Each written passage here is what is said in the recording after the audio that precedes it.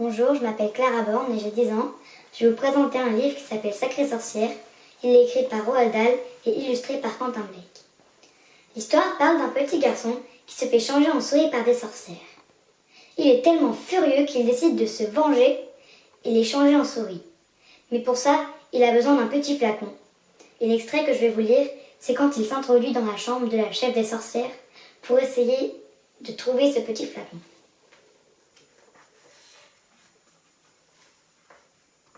Grand-mère se dépêcha de me ramener sur la rampe de mon balcon. « Prêt ?» me demanda-t-elle.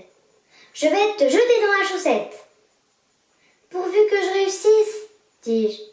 Je ne suis qu'un souriceau. »« Tu réussiras, dit-elle. Bonne chance, mon petit. » Elle me fourra dans la chaussette et commença à dérouler la pelote de laine par-dessus la rampe. Sous la brise, la chaussette se mit à tanguer dangereusement. Je me blottis encore plus au fond de la chaussette, en retenant ma respiration. À travers les mailles, je voyais tout ce qui se passait à l'extérieur. Les enfants, qui jouaient au loin sur la plage, étaient petits comme des scarabées. Je levai les yeux et je vis la tête de grand-mère penchée sur la rampe. « Tu y es presque !» cria-t-elle. « Allons-y doucement. Ça y est !» Il eut une légère secousse à l'atterrissage. « Vas-y !» criait-elle déjà. « Dépêche-toi! Couille-toi! Fouille la chambre !» Je sortis de la chaussette et bondis dans la chambre de la grandissime sorcière. Je sentis aussitôt une odeur de moisi. L'odeur infecte les sorcières. L'odeur de pipi de chat. À première vue, la pièce était assez bien rangée. Il n'y avait aucun signe extérieur de sorcellerie. On aurait dit que la chambre était occupée par une personne tout à fait ordinaire. Mais au fond, c'était normal. Aucune sorcière n'aurait été assez stupide pour laisser traîner des objets compromettants que remarquerait une femme de chambre.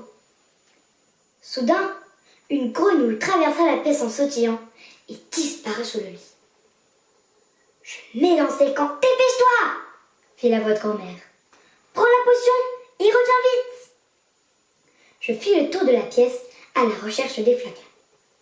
Le vol du flacon n'était pas aussi facile que je l'avais cru. Par exemple, je ne pouvais ni ouvrir les tiroirs, ni la porte du placard. J'arrêtai donc mon inspection et je m'assis au milieu de la chambre pour réfléchir. Si la grandissime sorcière voulait cacher un objet top secret, où le mettrait-elle?